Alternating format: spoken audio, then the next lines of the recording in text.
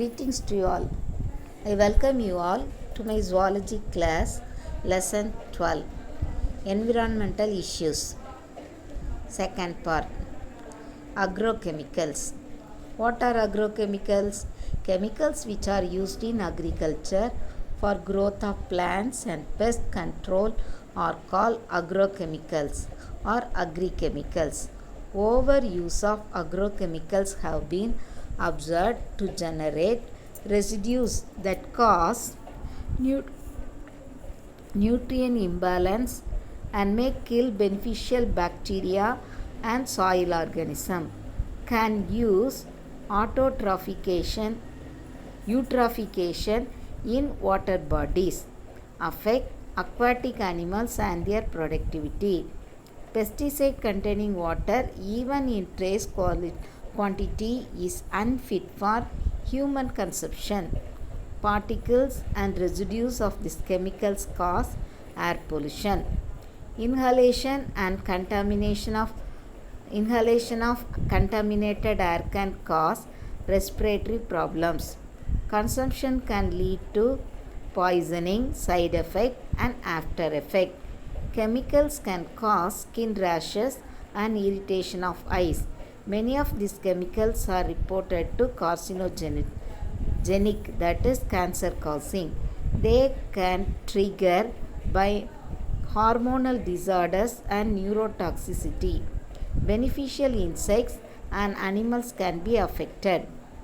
Mosquito repellent DEET NN diethyl netatoluminide and alethrine used in mosquito coils may cause itching, burning, tingling sensation or numbness.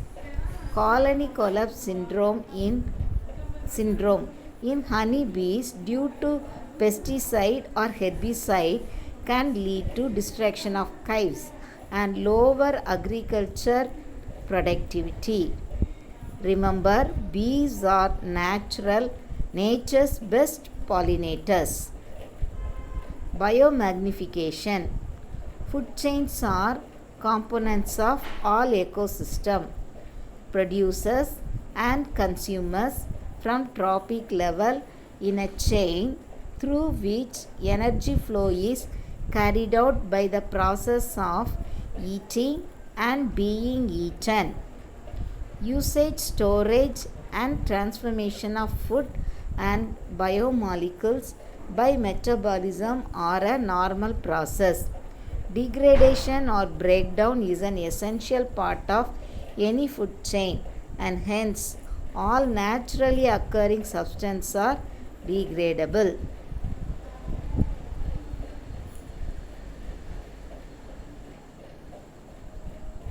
Biomagnification of DDT. When non-degradable substances enter the food chain, they do not get metabolized or broken down or expelled, and instead get transferred up the trophic level of food chain. During this process, they show an increase in concentration, which is referred to as biomagnification. This results in increased toxicity and may even be lethal. This phenomenon is well established for mercury and DDT. Schematically shows magnification of DDT in an aquatic food chain where the concentration of DDT is enhanced at successive trophic levels. Water, in which the phytoplanktons are the producers, which are eaten by zoological planktons, and the zoological zooplanktons are eaten by small fishes. The small fishes are eaten by large fishes. Large fishes are eaten by birds. Here the magnification increases from one trophic level to another. This is called biomagnification. Eutrophication. When runoff from land containing nutrient nutrients reaches water bodies like lakes, it results in dense growth of plant life. You may spray that pesticide or some nutrient that fertilizers. They are washed by water and they reach the water body, results in dense growth of plants life. This phenomenon is called eutrophication. Natural aging of lake also leads to nutrient enrichment of its water. In a lake, the water is cold and clear, that is oligotrophic state, supporting little life. With time, streams draining into the lake introduce nutrients such as nitrates, phosphates, which encourages the growth of aquatic organisms, fertilizers from paddy field like that. Aquatic plants and animals' life grow rapidly and organic remain begin to be deposited on the lake bottom. It leads to the mesotrophic stage. Pollutants from anthropogenic activities, that is human activities like effluents from industries and homes, can radically accelerate the aging process. This phenomenon is known as cultural or accelerated eutrophication. Nutrients stimulate the growth of algae, water hyacinth, and cause clogging of canals, rivers, and lakes, as well as displacing native plants. It causes unsightly foam, unpleasant odors, and deprives the water of dissolved oxygen. Integrated wastewater management. Wastewater treatment. Wastewater or sewage originate from domestic wastewaters, industrial waste, and animal waste. Realizing the importance of clean potable water, the government passed the Water Act in 1974, Prevention and Control of Pollution, which made it mandatory to treat wastewater in treatment plants. The treatment can be carried out by three ways: physical method, chemical method, biological methods. Physical method of wastewater treatment. The wastewater containing insoluble substances or colloids are treated through processes such as flotation, sedimentation, filtration, centrifugal separation. Chemical methods of wastewater treatment, which include generation of insoluble solids, produce an insoluble gas, provide biologically degradable substance from a non-biodegradable substance, oxidize or reduce to produce non-objectionable substance. Biological method of wastewater treatment. Bioremediation of wastewater include aerobic treatment, oxidation ponds, aeration lagoons, and anaerobic treatment, anaerobic bioreactors, anaerobic lagoons. Phytoremediation of wastewater include constructed wetlands, root zone wastewater treatment, and decentralized wastewater treatment system. Aravali, located in South India near Puducherry, has been experimenting with natural wastewater recycling system. Such treatment plants have now also been implemented in Aravind Eye Hospital, Puducherry, and the Chennai Mathematical Institute, Siruseri IT Park, Chennai. Next one is organic farming and its implementation. It is a method of farming system which primarily aims at cultivable land and raising crops in such a way so as to keep the soil alive and in good health by use of organic waste and other biological materials along with beneficial microbes to release nutrient to crops for increased sustainable production in an eco-friendly pollution-free environment. G. Nammalwar was the supporter and expert of organic farming. He was an agricultural scientist, environmental activist, celebrated for his work on spreading ecological farming and organic farming. He was against the use of chemical fertilizers and pesticides. He trained hundreds of farmers in natural farming. Nammalwar was the author of several Tamil and English books on natural farming, pesticides, fertilizers, and was featured in magazines, television programs. He founded the Nammalwar Ecological Foundation for farm research and global food security trust or simply Vanagam at Karur, Tamil Nadu. He developed social forest at Ammankurai and the Kolinji Ecological Farm in Pudukottai. He and his friends made a 10-acre barren land into fertile cultivable land in the dry Pudukottai district. He planted 52 varieties of trees in the same wasteland extending in 20 acres. His organization, Kudumbam, preserves and regenerates hundreds of native flora and fauna, flora plants, fauna animals, in order to ensure sustainable livelihood.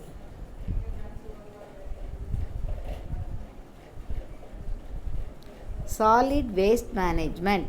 Every day, tons of solids were disposed of at landfill sites. This waste comes from homes, offices, industries, and various other agriculture related activities. These landfill sites produce foul smell if waste is not stored and treated properly.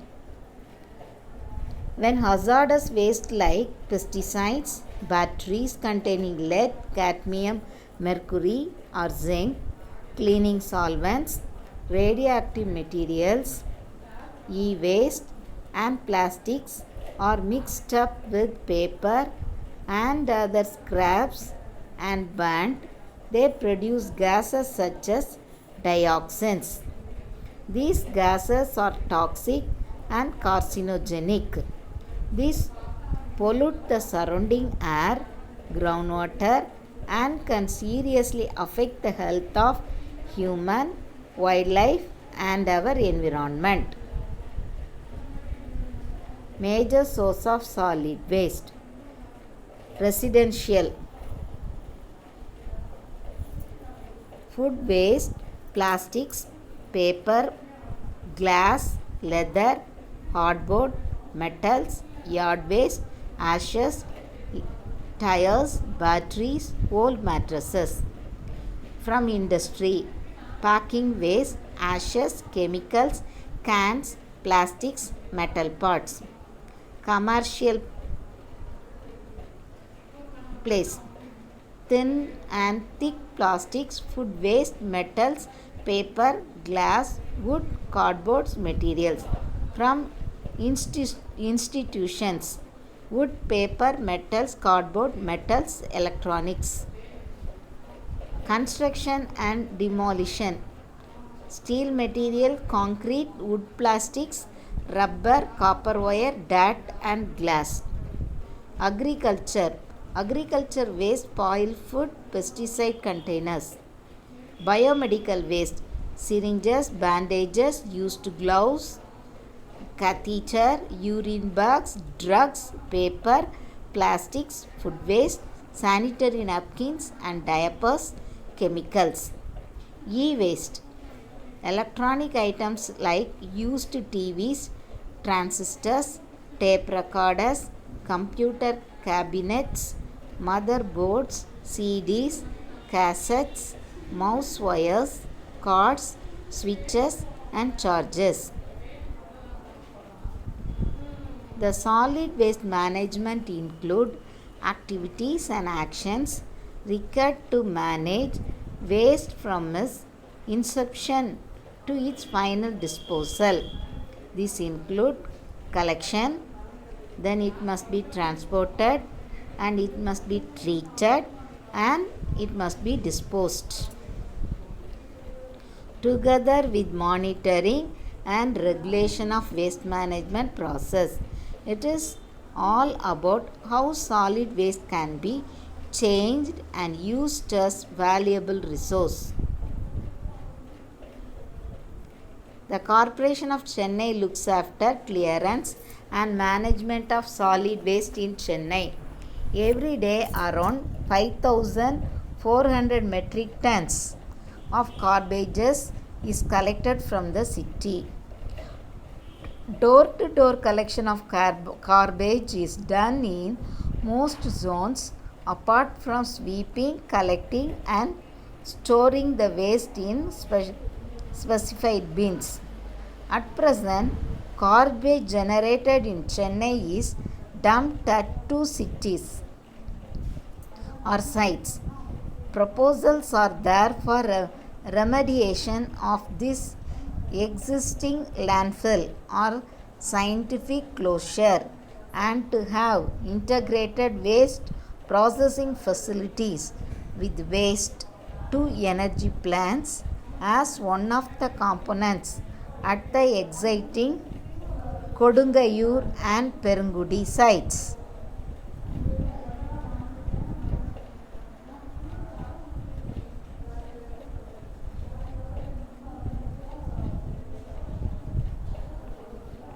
Source segregation. Waste management practices include source segregation, composting. Composting can be done in aerobic and anaerobic condition, vermicomposting, biogas generation, incineration. Dr. Sultan Ahmed Ismail is an Indian soil biologist and ecologist from Tamil Nadu. His work has centered on techniques for recycling biodegradable waste into fertilizer using varieties of earthworms and soil bioremediation. Dr. Ismail received a Doctor of Science in Zoology from the University of Madras for his research on the role of earthworm in soil ecology and waste management. He works on vermicomposting as a sustainable ecological practice.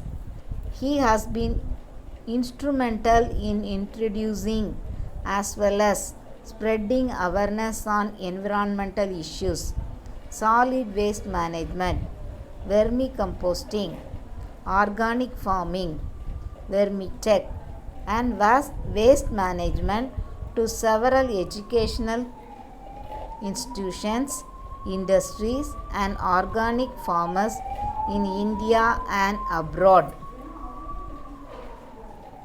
Radioactive waste. Radioactive waste are generated during various operations of nuclear power plant.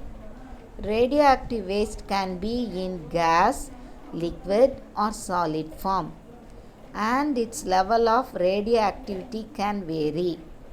Waste can remain radioactive for few hours or several months or even hundreds and thousands of years. Depending on the level and nature of radioactivity, the radioactive waste can be classified as exempt waste, low and intermediate level waste, high level waste. Radioactive waste management, which involves the treatment, storage, disposal of liquid, airborne effluents, solid effluents from the nuclear industry. Methods of disposal of radioactive waste are limit generation. Limiting the generation of waste is the first and most important consideration in managing radioactive waste. Dilute and disperse. For waste having low radioactivity, dilution and dispersion are adapted. Delay and decay. Delay and decay is frequently an important strategy because much of the radioactivity in nuclear reactors and oscillators is very short-lived. Concentrate and confine process. Concentrating and containing is the objective of treatment activities for longer-lived radioactivity. The waste is maintained in corrosion-resistant containers and transported to disposal sites. Leaching of heavy metals and radionuclides from these sites is a problem of growing concern. Radioactive waste control and management. 3 ways are employed to manage nuclear waste. First, spent fuel pools, vitrification method, and geological repositories. The 3 Mile Island, Pennsylvania, United States, Chernobyl, Pripyat, Ukraine, and Fukushima Daiichi, Okuma, Japan are nuclear disasters the world has seen in the recent period. Radioactive waste control and management. Spent fuel pools. The spent fuel discharged from reactors is temporarily stored in the reactor pool. The spent fuel rods are used in stored cooling ponds. They protect the surrounding from radiation and absorb the heat generated during radioactive decay. Vitrification method. This prevents reactions or degradation of nuclear waste for extended period of time and encased in dry cement caskets. Geological repositories. A deep geological repository is a nuclear waste repository excavated deep within a stable geological environment. It is suited to provide a high level of long-term isolation and containment without future maintenance. In India, Dharapur and Kalpakkam, a wet storage facility of spent fuel is the main mode of storage. Medical waste. Any kind of waste that contain infectious material generated by hospitals, laboratories, medical research center, pharmaceutical companies, veterinary clinics are called medical waste, which include body fluids like blood, urine, body parts, other contaminants, culture dishes, glassware, bandages, gloves, discarded needle, scalpels, swabs, and tissues. Medical waste management and disposal. Management. The safe and sustainable management of biomedical waste is the social and legal responsibilities of people working in healthcare centers. Waste disposal involved by incineration, chemical disinfection, autoclaving, encapsulation, microwave radiation are methods of waste disposals. Final disposal include landfills, filling the land with the waste, and burying as per norms inside premises. E-waste.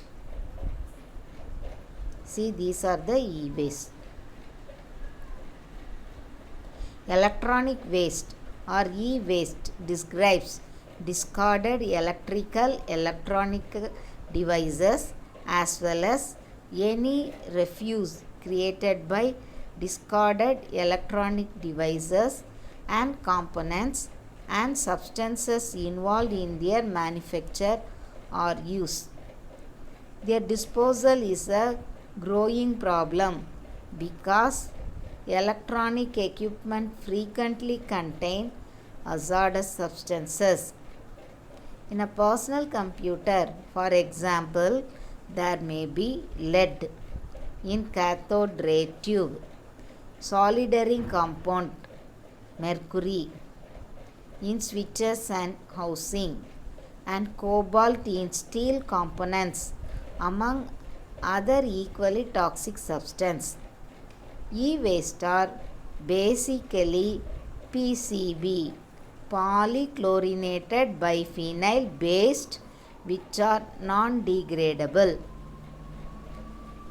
Used electronics which are destined for reuse, resale, salvage, recycling, disposal are also considered e-waste. Unauthorized processing of e-waste in developing countries can lead to adverse human health effect and environmental pollution. Recycling and disposal of e-waste may include significant risk to the health of the workers and communities in developed countries, and great care must be taken to avoid unsafe exposure in recycling operations and leaking of materials such as heavy metals from landfills and incinerator ashes. Plastic waste. Solutions and remedies. Plastics are low molecular weight organic polymer that are non-degradable in the natural environment. They are used in several items including cars, bulletproof vests, toys, hospital equipment, carry bags, food containers. Plastic waste solutions and remedies. Packing materials used in supermarket, retail outlets, manufacturing industries, households, hotels, hospitals, restaurants, transport companies are major contributors to plastic waste generation. Plastic waste constitute a major part of municipal solid waste. Plastic waste solutions and remedies. Remedies 4 R's: refuse, reduce, reuse, and recycle mantra is the best available remedy for plastic waste pollution. Tamil Nadu state government successfully implemented the ban on single-use plastics from 1st January 2019. Global environment change, greenhouse effect and global warming. Natural environment and climate are dynamic and keep changing over course of time. But with human population growth, industrialization, associated anthropological activities, the changes are more pronounced and impactful in much shorter time span, thus resulting in drastic global environmental change.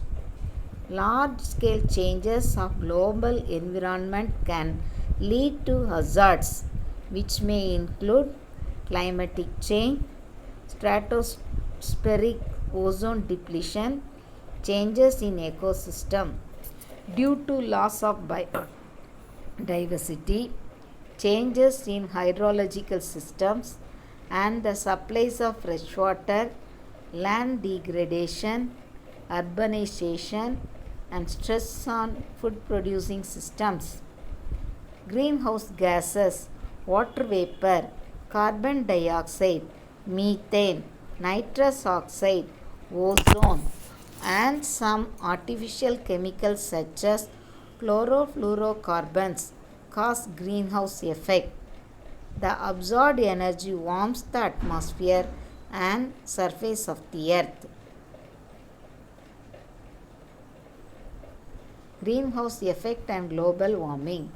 The large scale global warming will have significant impact on people and nature. As global average temperature rise, precipitation pattern could be affected.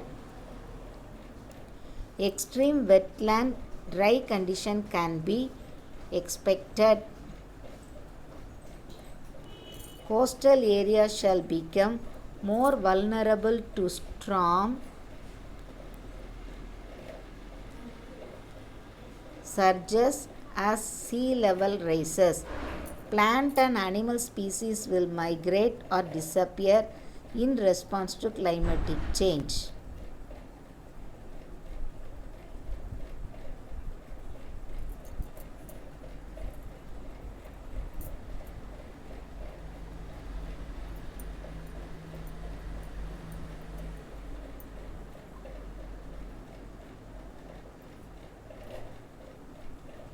Greenhouse effect and global warming. Global warming can directly affect the flora and fauna. This could also result in shortage of food and even leads to food crisis and affect the health of the people and organisms. The UNO has several measures to control or reduce pollution. Though various conventions organized by UNO, the countries assured to take steps to control or reduce emissions by factories and automobiles. Climatic change threatens Nilgiri Thar, the endangered wild goat, could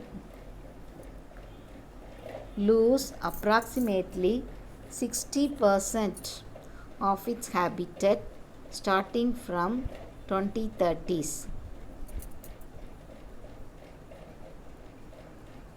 These are the major international environmental conventions.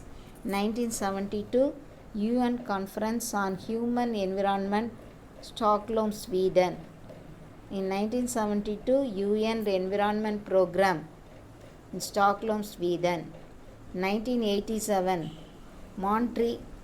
Montreal Protocol, Vienna. In 1989 the 1992, 2003, 2012, 2015, 2016, 2017, 2018. In all these years, the convention had been conducted. Then ozone depletion. At about 15 and 30 kilometers from the ground level, Earth atmosphere has a thin ozone which absorbs ultraviolet, thin layer of ozone which absorbs ultraviolet sunlight. Ozone is found in the layer of the atmosphere called stratosphere. It acts as a protective covering. that absorbs ultraviolet radiation from the sun. The ozone molecule consists of three oxygen atoms. It is formed when atmospheric oxygen on exposure to solar radiation breaks into two oxygen atoms. Each atom then joins up with single oxygen atom. This ozone molecule is unstable. It soon decays again to form molecular oxygen. This cycle is continuous process in the upper reaches the stratosphere. Causes and effects of ozone layer depletion. Causes. Ozone layer depletion mainly occurs by anthropogenic actions. The excessive release of chlorine, bromine from man-made components such as chlorofluorocarbons causes ozone layer depletion.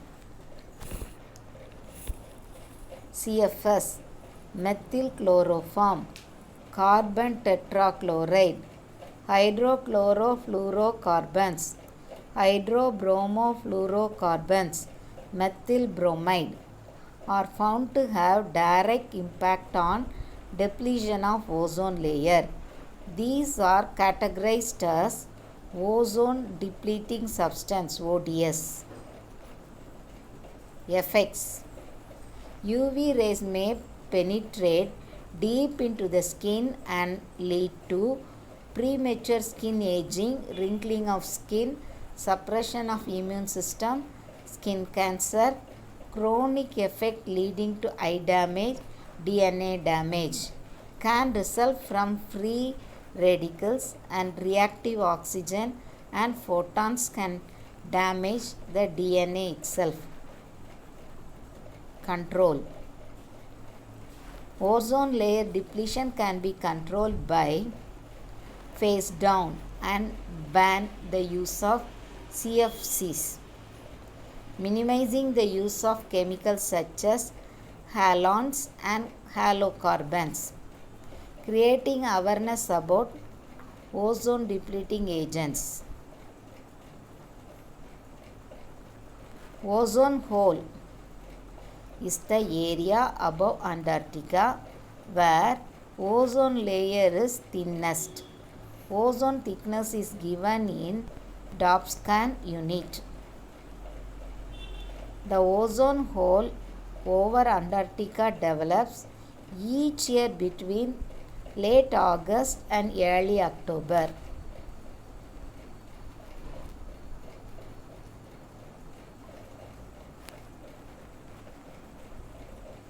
Ozone Day. September 16 has been designated by the United Nations as International Day for Preservation of Ozone Layer. Ozone layer was discovered in 1913 by French physicists Charles Fabry and Henry Buisson. Deforestation. Deforestation is the destruction of forest in order to clear the land and make it available for other uses. Forests cover about 30% of the world's landmass. But due to deforestation, it is estimated that Earth loses 18.7 million acres of forest per year. In 2016, global tree cover loss reached the record of 29.7 million hectares. Common methods of deforestation are burning trees and clear cutting.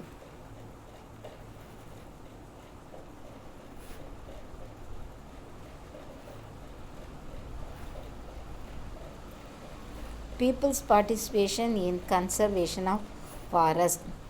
People's participation is vital in forest conservation, especially those living in them and close to the forest. This is referred to community forestry, which varies widely in legal, political, and cultural settings and the term covers a wide range of experiences and practices. The Bisonois, who are known conservators of their forest, were inspiration to many people. Participatory movements for environmental protection in India. The Chipko movement resisted the destruction of forests of India in 1970s. Sundarlal Baguguna was the leader of this movement. People in this movement hugged the trees and prevented felling of trees by contractors. In the Forest Man of India, Jadav Baying, who created 1,360 acres of dense and diffident forest, was born in Arnospori. He had just completed his class 10 exams in 1979 when he started to sow the seeds and shoots on the eroded island covered with sand and silt. 36 years later, he had converted the once unprotected land into forest. Baging's forest is now home to 5 Royal Bengal tigers, over 100 deer, wild boar, vultures, and several species of birds. For this remarkable initiative, Jawaharlal Nehru University invited Baying in 2012 on Earth Day and honored him with the title of the Forest Man of India. Later, the President APJ Abdul Kalam felicitated him with Cash Award in Mumbai. The same year, he received the Padma Shri Award. The Indian Constitution also stresses on importance of the role of people in protecting their environment. Amrita Devi was a brave lady from Hijarli village of Jodhpur district, Rajasthan. She sacrificed her life to maintain Vishnoi Dharma. In 1930, Maharaja Abhay Singh, ruler of Marwar, Rajasthan state, wanted to log green hedgery trees to ban lime for construction of his new palace. Since there was a lot of greenery in the Vishnoi village, even in the middle of Thar desert, the king ordered his men to get the wood from hedgery trees. When she came to know about the cutting of trees by king's men, she had cut the hedgery trees to save from cutting. But king's men killed Amrita Devi along with more than 363 other Bishnois. It was a Tuesday, Black Tuesday in Hijari. To commemorate her bravery, the government of Rajasthan and Madhya Pradesh have initiated the prestigious state level award named as Amrita Devi Bishnoi Smriti Award for excellent contribution to the protection and conservation of wildlife. Eosin toilets. About 150 liters of wastewater at an average is generated by an Indian individual daily, and a large amount of it is generated from toilets. Ecological sanitation. Ecosan is sustainable system for handling human excreta by using dry composite toilets. Eosin toilets not only reduce wastewater generation but also generate the natural fertilizer from recycled human excreta. which form an excellent substitute for chemical fertilizers. This method is based on the principle of recovery and recycling of nutrient from excreta to create valuable supply for agriculture. Ozon toilets are being used in several parts of India and Sri Lanka. That's all. Thank you.